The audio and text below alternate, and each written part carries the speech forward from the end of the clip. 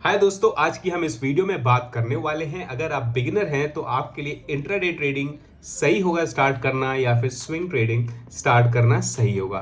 Daily profit चाहिए या save growth चाहिए, इंट्राडे या स्विंग। अगर बिगिनर हो तो आप एक गलत चॉइस आपका कैपिटल को वाइप आउट कर सकता है। तो इसलिए इस वीडियो को अंत तक देखना जरूरी है, क्योंकि जिससे अगर आपको कंफ्यूजन है कि आपको स्विंग में जाना है या इंट्राडे में जाना है, तो ये वीडियो आपका वो कंफ्यूजन दूर करेगी।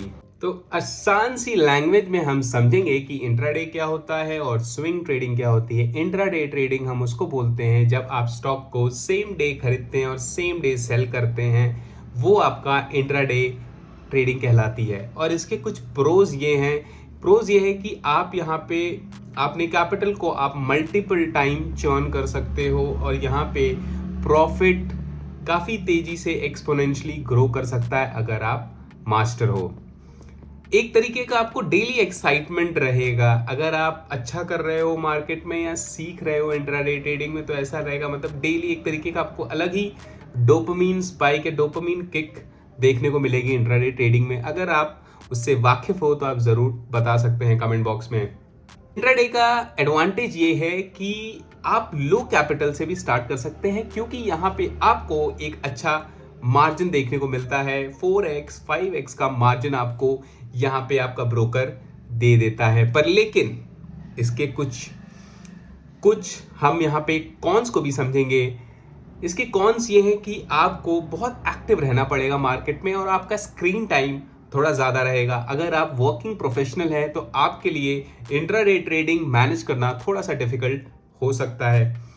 चांसेस यहाँ पे ज़्यादा होता है कि जो भी ट्रेडर इंट्राडे ट्रेडिंग करता है वो ओवर ट्रेडिंग का शिकार बन जाता है। तो इसलिए इंट्राडे ट्रेडिंग में थोड़ा सा इमोशन को कंट्रोल करना एक एक अलग लेवल की स्किल इन्वॉल्व होती है, जिसको आप over a period of time gain कर सकते हैं।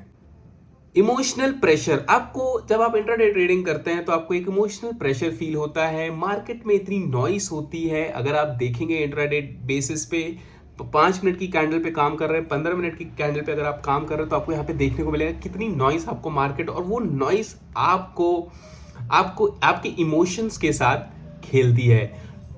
तो आगे हम बात कर लेते हैं स्विंग ट्रेडिंग क्या होता है और उसके कुछ प्रोज और कॉन्स। स्विंग ट्रेडिंग एक ऐसे तरह की ट्रेडिंग है जब आप ट्रेड को पंच इन करते हैं, आपका टाइम हॉरिजन रहता है 2 से 3 दिन, 1 से 2 हफ्ता या 3 से 4 हफ्ता।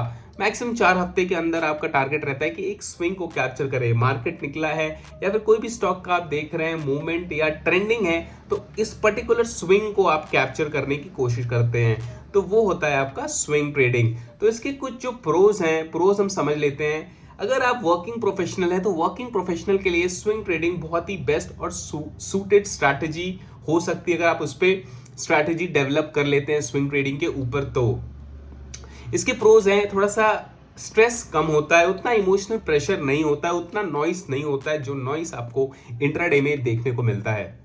स्क्रीन टाइम जो होता है वो काफी कम होता है। अगर आप चाहे तो सिर्फ और सिर्फ वीकेंड पे काम करके, मतलब वीकेंड पे अपने वॉच लिस्ट को क्रिएट करके, और आप वीक डेज में सिर्फ और सिर्फ आपका काम होगा ऑर्डर्स को एग्जीक्यूट करना। इसमें थोड़ा सा डिसीजन मेकिंग जो है वो थोड़ा सा बेटर हो जाता है, क्योंकि आप जब स्विंग ट्रेडिंग करते हो तो आप 1 डे के टाइम फ्रेम पे काम करते हो। 1 डे का टाइम फ्रेम आप जब लगाते हो तो आपको यहाँ पे नॉइस मार्केट का थोड़ा सा कम होता हुआ दिखाई पड़ता है। यहाँ पे आप एक अच्छा सा स्विंग कैप्चर कर पाते हो, तो ट्रेंड का फायदा आपको देखने को मिलता है। तो कुछ समझ लेते हैं यहाँ पे इसके कॉन्स क्या हैं। कॉन्स ये है, अगर आपके पास पेशेंस की कमी है तो स्विंग ट्रेडिंग आपके लिए नहीं है, क्योंकि आपसे ये समय मांगेगा। हो सकता है जिस दिन आपने ट्रेड को पंच इन किया वो ट्रेड उसी दिन अगले दिन ही नेगेटिव होता है, पर वहीं पे टाइम स्पेंड करके वापस से ये आपके डायरेक्शन में चल सकता है। ओवरनाइट का रिस्क इसमें इन्वॉल्व होता है, क्योंकि हाँ, इसमें ये सबसे बड़ा रिस्क जिस चीज को मैं मानता हूं स्विंग ट्रेडिंग में, ये कि ओवरनाइट का रिस्क रहता है। मैक्रो फैक्टर्स इन्वॉल्व रहते हैं कि कब कहाँ न्यूज आ जाए, उसके अगर मार्केट गैप डाउन खुल गया, गैप अप खुल गया, तो आपकी पोजीशन इससे इफेक्ट हो सकती है। इसमें आपको रिजल्ट जो है वो थोड़ा सा स्लो देखने को मिलता है, पर अगर आप इस पे काम करेंगे तो आपको एक अच्छी ग्रोथ देखने को मिल सकती है।